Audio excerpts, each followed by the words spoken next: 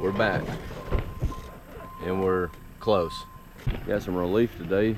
Dylan showed up with me and he can drive a forklift too, telehandler, so he's here helping. What do you think, JL? Yeah. So basically this morning we have torn the floor out. We tore the floorboards up, they're up there, and these are the beams that were the outside beams. They had two hooked together. You see the notches there. So this cabin is 16 feet wide and 30 feet long. We're about to hook up the back porch, and we're going to try to load the porch intact on the trailer. So we'll see how that works.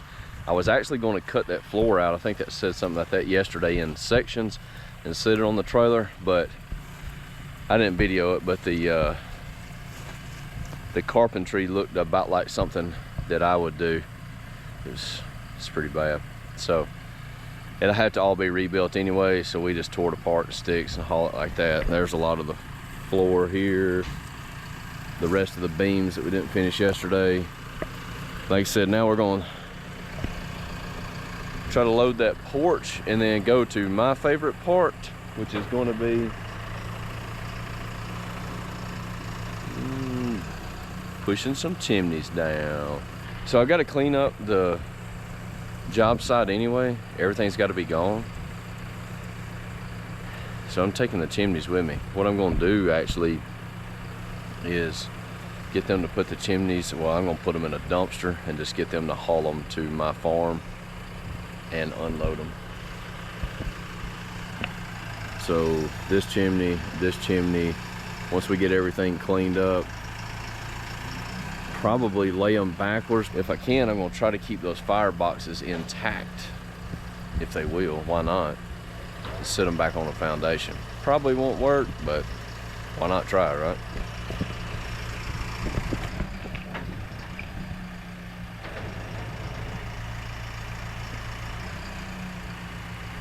The telehandler is it's an awesome asset, I can tell you that. We have a lot of skid steers. I started doing this with skid steers and tractors and save the expense of renting a telehandler. I'm glad I didn't go that route. It's worth paying for a telehandler. I see a lot of people, when they put these cabins up, take them down, they actually use like a line truck with a jib boom, which would be nice, crane type, because you wouldn't have to move, but that's taking very little time. It's very versatile. It's worked perfect for this build, or demolition, I should say. I would give this about a 3% chance of picking up and moving, but we're going to see. The framing underneath is actually in two sections. I think it's going to break at where that joint is. I think that's what you'll see.